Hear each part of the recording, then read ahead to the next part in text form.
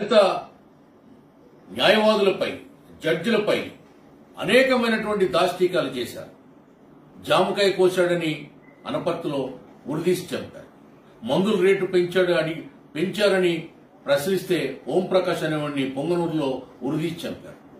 Doctor Sudhakar ని mask అడిగితే నడి రోడ్డు మీద రెక్కలు విరిచి కట్టి ఆటోలో వేసుకెళ్లి పిచ్చోని చేసి చంపారు. అలాగే మరో మహిళా డాక్టర్ అనేకమైనటువంటి దాడులు, దాదాపు 2000 పైచిలుకు దాడులు వైసీపీ హయాంలో రాష్ట్రంలో నమోదయ్యాయి. ఆ కేసులకు ఈ రోజు వరకు విచారణ లేదు, ఎఫ్ఐఆర్ లేదు, శిక్షలు లేవు. కనీసం దళితులకు ఇచ్చే ఆ పారితోషికం కూడా ఈనాటికి జగన్మోహన్ రెడ్డి ఇవ్వలేదు.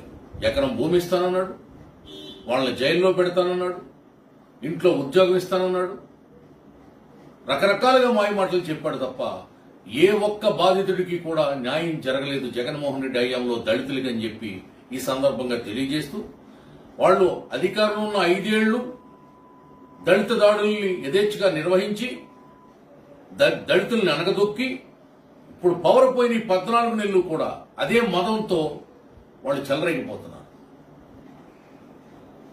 అధికార మదంతో ఆనాడు, ధన మదంతో ఈనాడు దళితులపై దాడులు చేస్తున్నారు. ఎవడిచ్చాడు ఈ అధికారం జగన్మోహన్ రెడ్డికి, భూమన కరుణాకర్ రెడ్డికి?